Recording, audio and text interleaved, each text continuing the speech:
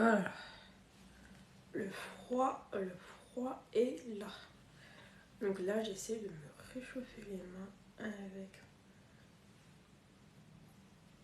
ma tisane parce que j'ai les mains glacées.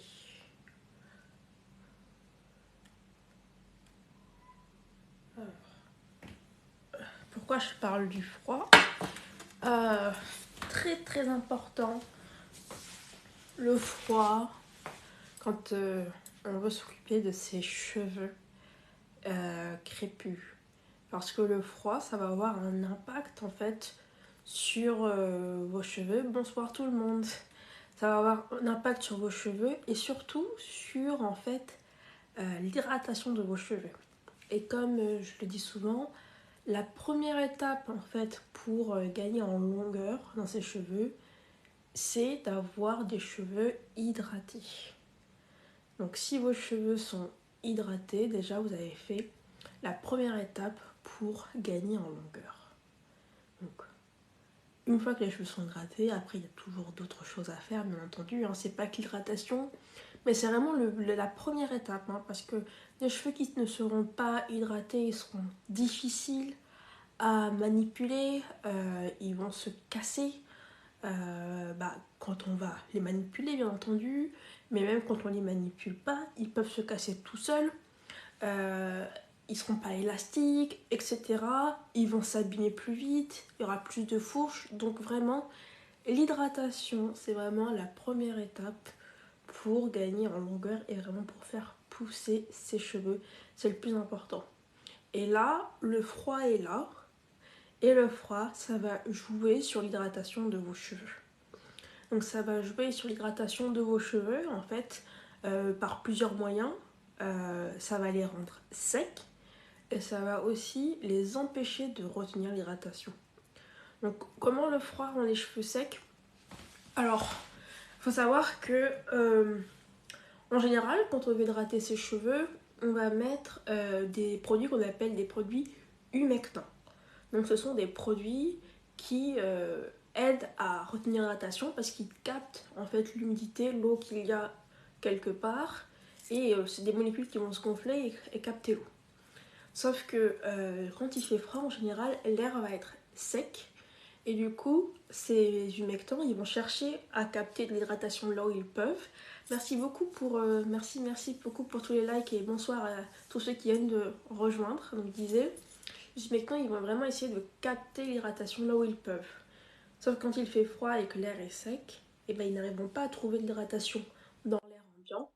Donc, ce qu'ils vont faire, c'est qu'ils vont prendre l'hydratation là où ils en trouvent, et c'est sur vos cheveux. Donc, c'est la première raison pour laquelle le froid va vraiment assécher vos cheveux. C'est en fait, ça va empêcher vos cheveux de retenir l'hydratation. Et donc, la deuxième chose, le froid, c'est surtout le vent froid. Quand le vent froid va taper contre vos cheveux, ça va accélérer ce qu'on appelle le phénomène d'érosion. Donc le phénomène d'érosion, c'est quoi? En fait, c'est le fait que les cheveux, ils ont une durée de vie et la fibre capillaire s'abîme petit à petit. C'est un peu comme une falaise et les vagues de la mer qui tapent contre la falaise. Donc petit à petit, la falaise, elle s'érode. Et bien c'est pareil avec vos cheveux, sauf que là, la vague, c'est quoi? Ça va être le vent froid qui va accélérer ce phénomène d'érosion, qui est un phénomène naturel, mais qui va être accéléré par le vent froid. Donc toutes ces choses-là sont des choses qui vont faire que le froid va abîmer vos cheveux, va les rendre secs et va venir entraver vos objectifs de longueur dans vos cheveux. Donc tout ça, c'est des choses à prendre en compte quand on fait sa routine. Donc là, j'ai expliqué pourquoi c'était important le froid pour les cheveux, mais j'ai pas expliqué du coup comment faire pour contrer le froid. Eh bien, il faut protéger ses cheveux. Tout simplement les protéger du froid. Il n'y a pas plus simple comme solution que ça. Si le froid abîme les cheveux, eh bien, il ne faut plus que les cheveux soient exposés au froid. Donc ça va commencer tout simplement par mettre nos cheveux dans des bonnets, faire des coiffures protectrices, tout ça, ça va faire que les cheveux ne seront pas directement en contact avec le froid. Donc les bonnets, pas n'importe quel bonnet, parce que si on prend un bonnet qui est fait en laine, par exemple, la laine, bah, c'est une matière qui absorbe tout ce qui va être hydratation et huile qu'on aura mis sur les cheveux. Et donc ça va faire l'effet inverse. Ouais, alors Oli Mélanie, t'as raison. La meilleure technique vraiment pour se protéger et pour protéger ses cheveux du froid, c'est de rester à la maison. Voilà. Donc moi quand il fait froid comme ça, bah je ne sors pas, à part si je suis vraiment obligée de sortir. C'est vraiment la meilleure technique. Mais si on est obligé de sortir, eh ben, il faut protéger ses cheveux du froid. Donc un bonnet, le mieux c'est d'avoir un bonnet doublé en satin. Donc il y a plein de marques qui vendent des bonnets doublés en satin. Alors là j'en ai plus qui me viennent à l'esprit. Donc quand je parle de bonnets, je parle pas des bonnets qu'on va utiliser pour dormir, mais je parle de bonnets donc avec un aspect en laine à l'extérieur, mais avec l'intérieur doublé en satin. Après, vous pouvez le faire vous-même. Vous prenez votre. Vous me faites rire, Oli Mélamine et. Mais ouais. Vous prenez un bonnet et vous achetez un petit coupon de satin dans une mercerie. Alors vous prenez un vieux foulard en satin, etc. Et vous doublez vous-même votre bonnet habituel. Comme ça, quand vous allez le mettre, ça ne va pas abîmer votre fibre capillaire et ça ne va pas absorber l'hydratation que vous aurez apportée à vos cheveux. Après, il y a toujours voilà, la bonne vieille méthode du foulard en satin et après on met le bonnet par-dessus. Le problème c'est bon, ça peut un petit peu décoiffer, etc. Ensuite, il y a les coiffures protectrices. Donc j'insiste sur protectrice parce que toutes les tresses ne sont pas forcément des coiffures protectrices et souvent les gens ont tendance à faire des tresses avec des extensions, donc des braids, etc. pour l'hiver en disant que comme il y a les extensions, les cheveux ne seront pas forcément, enfin ne seront pas directement attaqués par le froid et ça va les protéger. Et souvent en fait, cette technique ne fonctionne pas parce que les braids elles sont mal faites. Quand je dis mal faites, c'est que déjà quand on va les faire, on va arracher plein de cheveux, elles vont être gardées trop longtemps, etc. Donc tout ça, ça va faire que ça va casser les cheveux. Mais surtout, donc toujours pour le froid, quand on a des extensions, plus les cheveux vieillissent, enfin plus la coiffure vieillit, il y a les petits cheveux, donc les petites pointes, etc. qui commencent à sortir de la tresse. Et tout ça, ça va être exposé directement au froid et au vent froid. Donc vous pensez que vos cheveux vont être protégés parce que vous avez fait vos braids, mais en fait vos pointes, donc la partie la plus fragile de vos cheveux et la partie la plus importante, surtout quand on veut gagner en longueur, et ben c'est elle qui va être le plus exposée au froid parce qu'elle est en dehors de la braid. Et comme en général les gens ne font pas de routine d'hydratation, etc. quand ils ont des braids, et ben ça double encore plus l'exposition à la vulnérabilité. Et du coup leurs cheveux sont quand même abîmés pendant l'hiver. Donc tout ça, ça va prendre en compte. Donc les coiffures protectrices, c'est bien, mais vous n'avez pas besoin de faire avec des extensions. Une bonne coiffure protectrice sans extension peut très bien protéger vos cheveux du froid ou protéger vos cheveux de l'hiver. Ce qui compte, c'est de protéger les pointes. Donc moi, ce que j'ai, c'est mes twists. Donc on est dans le challenge mini-mini, donc je suis toujours avec mes mini-twists. Et quand je sors, j'attache mes cheveux en chignon et je rentre bien mes pointes dans le chignon pour que mes pointes ne soient pas exposées. Donc ça, c'est un geste très simple et qui va vous permettre de protéger vos cheveux du froid. Autre chose, donc faire une couche protectrice sur vos cheveux avec des éléments gras. Ça va vraiment protéger vos cheveux. Donc vous mettez des beurres ou des huiles lourdes, donc beurre de karité, beurre de mangue, il y a plein de beurre, des huiles lourdes non pénétrantes. Alors l'huile de brocoli, elle est très bien pour protéger ses cheveux du froid, avoine, germe de blé. Alors l'huile de ricin, c'est un peu une huile lourde, donc ça peut aider. Et ben si vous mettez la bonne dose de produits, enfin d'huile lourde, donc de produits occlusifs, ça va d'une part permettre de mieux retenir l'hydratation, donc ça va vraiment faire une couche beaucoup plus épaisse, et en plus quand le vent froid va taper contre vos cheveux, il va taper contre cette couche en fait de gras plutôt que taper directement contre la fibre capillaire, et ça va ralentir l'effet d'érosion dont je parlais précédemment. Donc ça, c'est des techniques pour protéger les cheveux du froid. Donc les masques, etc., avec beaucoup d'huile, c'est ce qu'on appelle des masques nourrissants. Donc je ne sais pas si vous avez vu ma vidéo précédente où je vous disais faites des masques nourrissants, c'est-à-dire faites des soins forts en gras, d'accord? Donc des bains d'huile, des soins à base d'huile de coco, de lait de coco, d'avocat, tout ça ce sont des produits qui sont très gras. Et évitez donc tout ce qui est soins hydratant, humectant, parce que comme je l'ai dit, quand il fait trop froid, l'effet de l'humectant est inversé. Donc il faut éviter l'aloe vera, il faut éviter la glycérine, le miel, etc. à éviter pendant l'hiver pour vraiment maximiser l'hydratation, la rétention d'hydratation de vos cheveux et protéger vos cheveux du froid. Donc voilà, ça c'était vraiment ce que je voulais vous dire, très important sur le froid parce que l'hiver commence et c'est toujours la période où on perd beaucoup de cheveux parce que on ne sait pas forcément quels sont les dangers ni quelles sont les solutions contre ces dangers. Et en fait ce sont des solutions très simples. Beaucoup d'huile, coiffure protectrice et porter de préférence un bonnet doublé en satin quand on sort. Et avec ça, vous allez tenir l'hiver et vous allez vraiment minimiser tout ce qui va être érosion de la fibre capillaire. Donc vos cheveux vont rester en meilleure santé le plus longtemps possible. Et du coup, à la fin de l'hiver, vous n'aurez pas les cheveux trop abîmés et vous n'aurez pas besoin de couper des centimètres et centimètres de cheveux et vous aurez réussi à retenir de la longueur pendant l'hiver. Alors, je vois qu'il y a plein de questions qui sont arrivées pendant que je parlais. Donc, je vais commencer à répondre aux questions. Alors, la première question, donc c'est O. Alors, j'ai une question. Les mini braids et les mini twists, il faut les garder combien pour avoir des résultats? Alors, je suppose que quand tu dis résultats, tu veux parler de rétention de longueur. Le plus longtemps possible, c'est pas la bonne réponse. Ok? Donc, quand on les garde trop longtemps, en fait, on va inverser les bienfaits de la coiffure protectrice. Donc, il va y avoir un moment, ce point de retournement où la balance entre bénéfices et danger de la coiffure protectrice va s'inverser. Et ça va dépendre en fait de plusieurs facteurs. Ça va dépendre de la taille de tes tresses. Donc là, tu m'as parlé de mini twist. Mais mini, à quel point sont-elles mini? Parce que moi, par exemple, bon, je peux enlever mon bonnet parce que mes cheveux sont un peu secs.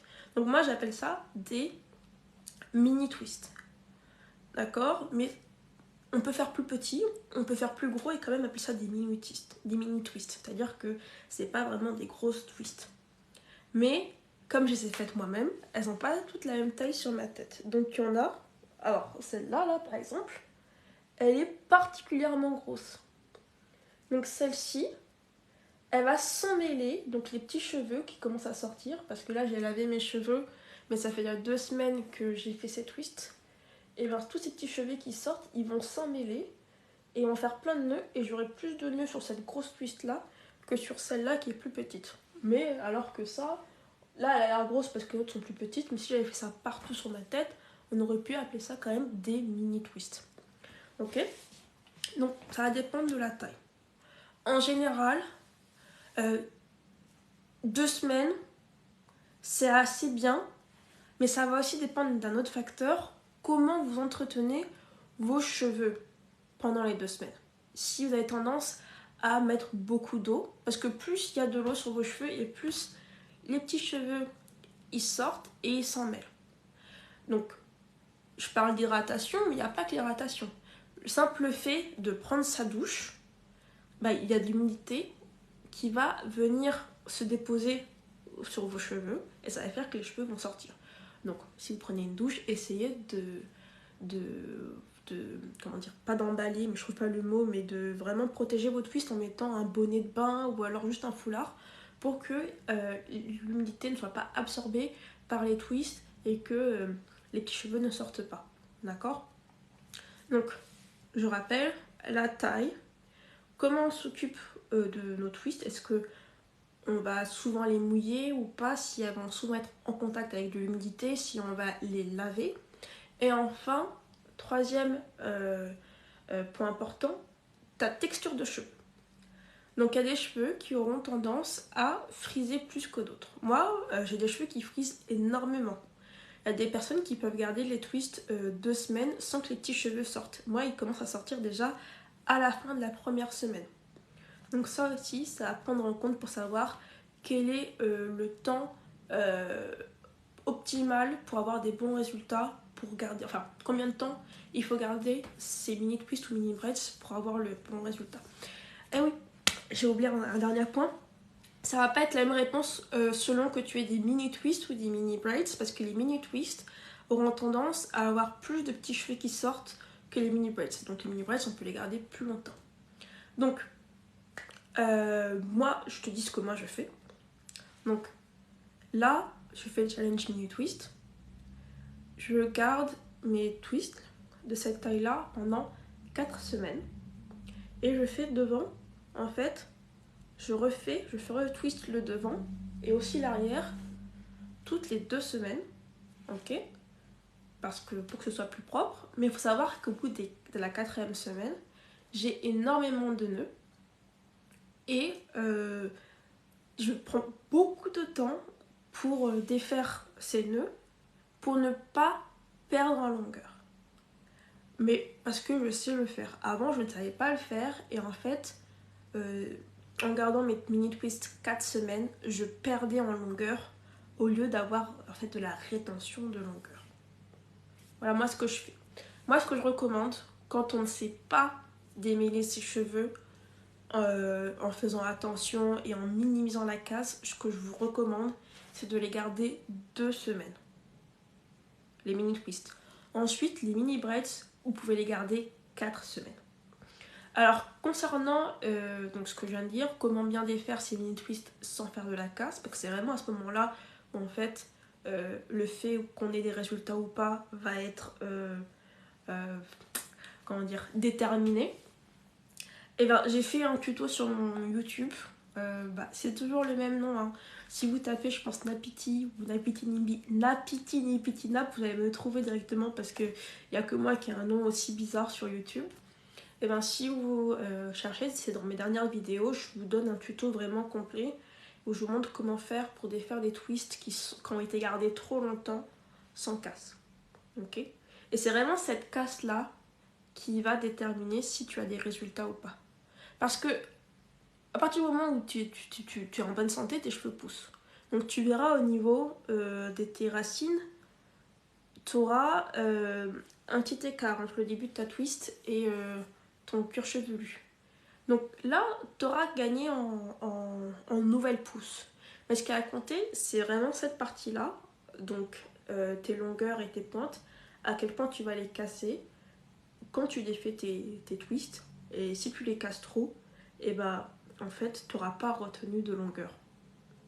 Ok. J'espère que c'est assez clair. Alors, je suis en retard sur les questions. Excusez-moi. Alors, oui, ELM, tu viens d'acheter du gel de lin. Ouais. Alors, c'est vrai que le gel de lin, c'est pas du tout optimal, du coup, vu que maintenant c'est l'hiver et que ça va être un produit qui est plutôt humectant. Fais vraiment attention à ne pas en utiliser trop souvent. Et surtout, comme je dis, utilise vraiment beaucoup de produits gras, d'huile et de beurre pour vraiment protéger tes cheveux du froid et surtout de la sécheresse de l'hiver. Alors, Diana, oui, alors, c'est vrai, je me suis mal exprimée. Donc, Diana m'a repris, merci. Il ne faut pas complètement arrêter les soins hydratants. Il faut les diminuer et les éviter, faire attention à ne pas trop en faire. D'accord? Parce que en hiver, comme j'ai dit, les soins hydratants, ça va souvent être des soins à base de produits humectants qui vont capter l'humidité là où ils la trouvent. Et en hiver, ils la trouvent pas dans l'air malheureusement, mais ils la trouvent dans vos cheveux. Mais vous pouvez quand même faire des soins hydratants, mais en refaire moins souvent. Oui, alors, c'est une très bonne question. Euh, c'est vrai que le gel de lin, ça se fait très rapidement, mais c'est quand même quelque chose qui est assez fastidieux. Alors moi personnellement j'aime pas du tout en faire parce que quand il faut extraire le gel de lin j'en mets toujours partout. Mais quand on le fait soi-même ça coûte rien du tout. Faut savoir que le grand paquet de graines de lin il coûte pas cher, il doit coûter environ 2 euros. Mais ça ne se conserve pas. Alors Lily, ça s'appelle des vanilles. Plusieurs manières de l'appeler. Moi parfois je dis twist, parfois je dis vanille, il y a plusieurs manières de l'appeler, mais c'est vrai que avec la montée du mouvement afro sur les réseaux sociaux, et sachant que ça, bon je dirais pas que ça a démarré aux États-Unis, mais que ça a été très fort dans les pays anglo-saxons, anglophones, on a pris en fait les mots anglais, par exemple le wash day. Qu'est-ce qu'on dit d'autre? Enfin, il y a plein de mots anglais qu'on a pris dans notre habitude, dans nos habitudes, et on a oublié les mots français. Mais c'est vrai qu'à la base, les twists, euh, on appelait ça des vanilles.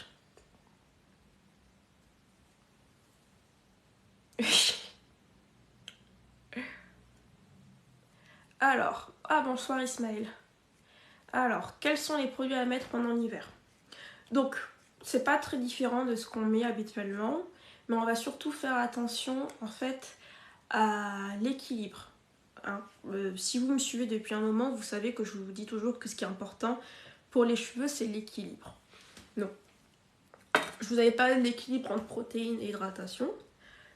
Là, l'équilibre protéines-hydratation est très important, mais surtout en hiver, il va falloir en fait surtout revoir la balance entre produits hydratants et surtout produits nourrissants. Donc les produits nourrissants, ça va être des produits qui sont à base d'acides gras, donc c'est de l'huile, du gras, donc de l'huile, des beurres. Ok.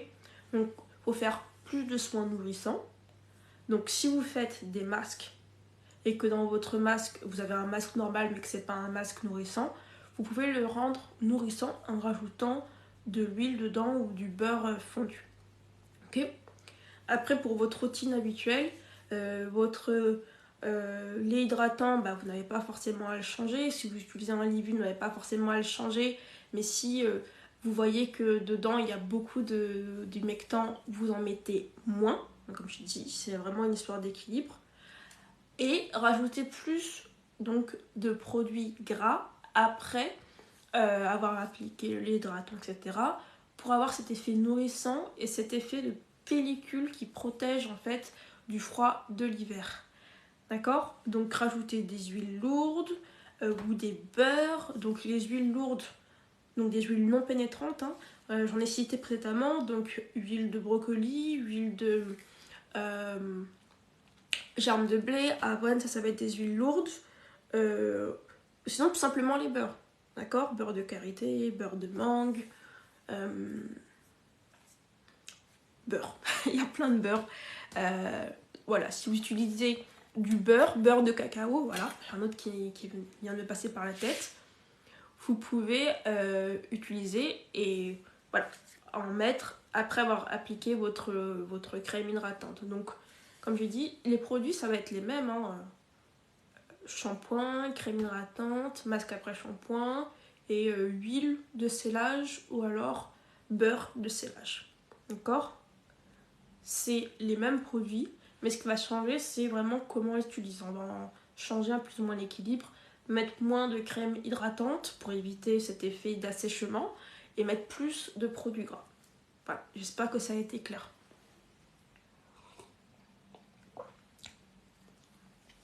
Ah, mes longueurs sont longues et ont du caractère. Merci beaucoup Ismaël. Alors, franchement, j'ai vu une vraie différence avec enfin, grâce au challenge mini mini. J'ai quand même retenu pas mal de longueur, je vais vous montrer. Mais, ouais, parce que, comme je vous ai dit, toutes les 2 semaines, je refais l'avant. Mais, bah, je ne sais plus ce que je voulais dire. Non, il n'y avait pas de... Voilà. J'ai quand même retenu pas mal de longueur et je suis assez fière de moi, en fait, pour cette année, l'année 2023. Donc, c'est mon deuxième challenge pouce. Donc, le premier, je ne l'avais pas fait sur Ah ouais, chocolat pour toi. Moi, je suis plutôt tisane. Donc là, je bois une tisane pour me réchauffer. Donc, j'ai gagné pas mal de longueur cette année. Et donc, je suis assez contente de moi. Parce que j'ai enfin... je sais pas comment le dire, mais c'est-à-dire qu'en fait, les années 2021-2022, d'un point de vue capillaire, elles étaient très compliquées pour moi. Et j'ai pas retenu beaucoup de longueur. Et donc, quelqu'un m'avait posé la question parce que j'avais mis une photo sur mon TikTok. Elle m'avait demandé euh, combien de temps ça m'avait pris pour atteindre la longueur que j'ai actuellement. Et ça m'avait un petit peu embêté en fait de répondre à cette question parce que selon moi, ça m'a pris beaucoup trop de temps. Beaucoup trop de temps parce que j'ai eu quand même beaucoup d'accidents capillaires euh, qui ont fait que j'ai dû couper beaucoup de longueur beaucoup de fois. Et donc, quelqu'un pourrait avoir la même longueur que moi et être naturel depuis peut-être, non, j'exagère, pas 3 ans, mais beaucoup moins. Moi, je suis naturelle depuis 2015. Ok. Donc là, on arrive presque à 9 ans. Mon dernier défrisage, je m'en souviens, je l'avais fait le 31 décembre 2014. Ok. Donc c'est une date très facile à mémoriser. Et donc, j'ai beaucoup stagné parce que j'ai fait beaucoup de bêtises avec mes cheveux. Donc quand je dis beaucoup de bêtises, c'était principalement des lissages. Ok. Donc j'ai fait les lissages et ça c'était la pire chose. Ah, j'ai cassé un de mes cheveux. C'était la pire chose à faire. Euh, Par rapport en fait pour tous les types de cheveux, hein, qu'ils soient crépus ou non, les lissages vraiment il faut les faire avec parcimonie et moi j'en faisais trop souvent. Et je faisais ça pour une raison qui était très bête.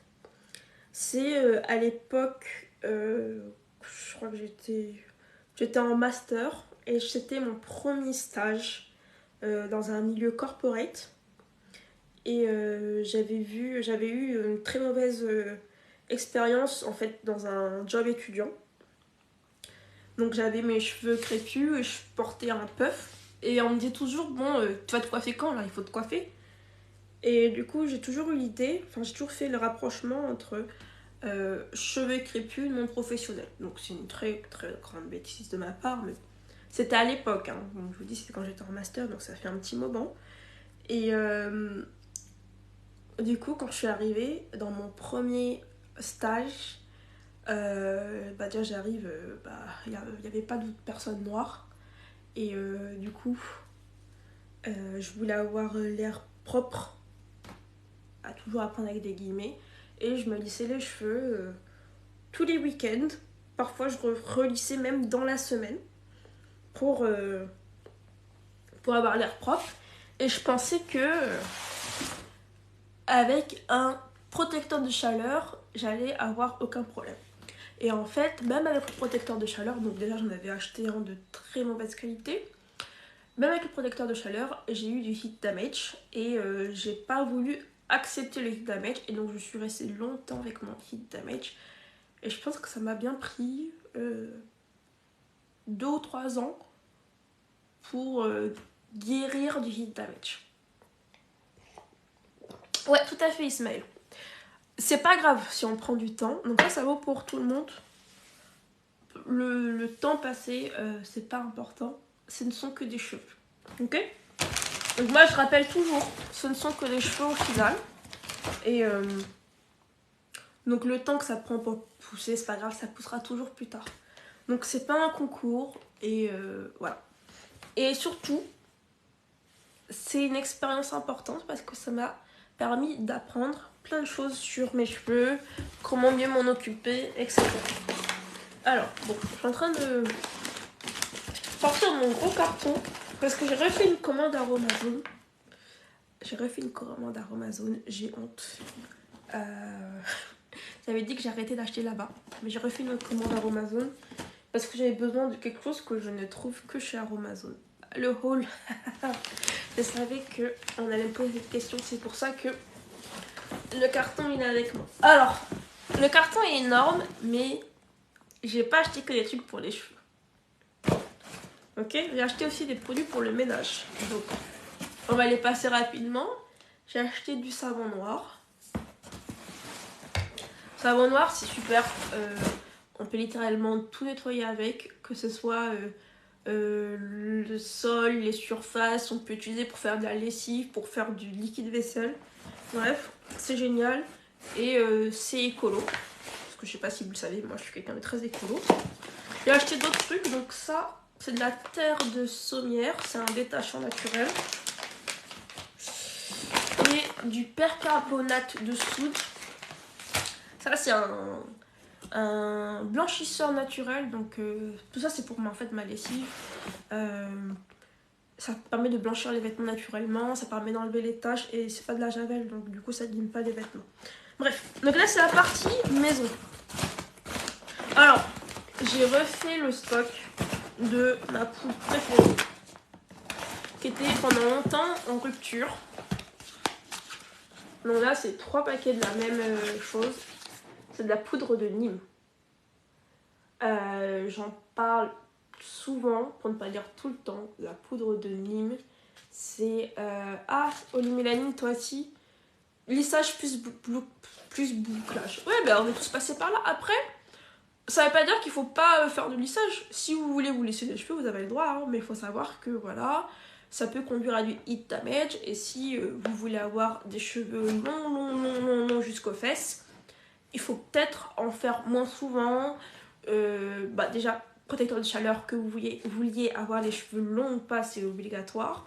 Et peut-être trouver d'autres alternatives pour étirer ses cheveux sans chaleur. Donc on a plein, il y a les tresses aux filles, il y a le cardoon, il y a tout simplement utiliser faire un brushing avec du vent froid. Bref, il y a plein de techniques pour étirer ses cheveux sans chaleur. Donc la poudre de Nîmes, donc je vous disais pourquoi c'est ma poudre préférée. Alors le Nîmes, c'est franchement, pour moi c'est un arbre miracle. Ça guérit presque tous les problèmes de peau. Si vous avez des boutons, eczéma, psoriasis, tout ça, ça va vous aider. Ça va apaiser, et ça va même guérir dans certains cas. Et donc, pour moi, pour les cheveux, c'est vraiment la poudre de base. Parce que comme je fais beaucoup de soins naturels, ça permet vraiment de garder mon cuir chevelu propre. Parce que c'est une poudre qui est antiseptique, antifongique aussi.